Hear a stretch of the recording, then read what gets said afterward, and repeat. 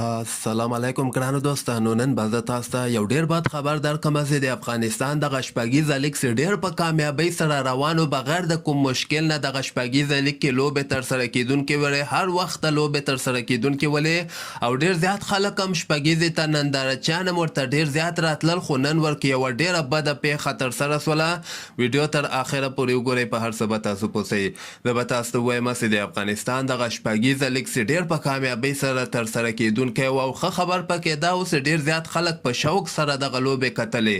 نن پکې دوه لوبې ترسره سوې او نن د جمعې مبارکه ورځ هم ولا همدغلته سهار ټایم کې چې کومه لوبه ترسره سوله، په دغه لوبه خو ښه صحیح بغیر له کوم مشکل نه ترسره سوله. خو دغه دویمه لوبه چې کله ترسره کېدله په دغه کې افغانستان کابل کې یو انفجار سوی، داسې میدان منځ کې ظالمانو دغلته انفجار کړی ده او ډیر زیات افغانان په دغه انفجار کې شهیدان سوي دي.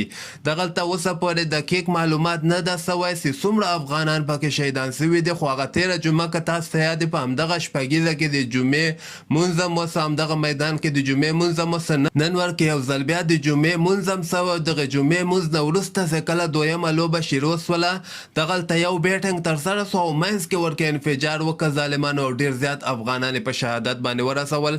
او دغه لوبه چې کومه ده یو بیټنګ ختم سوی او دغلته د شاپور زدران دوی ټیم بیټنګ یعنی ختم کړی و، یو سل شپېته رنزه ټارګټ یې د آفتاب عالم دوی ټیم ته ورکړی، خو دغلته اوس دغه دویم اننګس چې کوم د اوسه پورې نه ده شروع، یعنې د همدغه پیښې په وجه باندې د شپږیزې دغه لوبه درول سوې ده.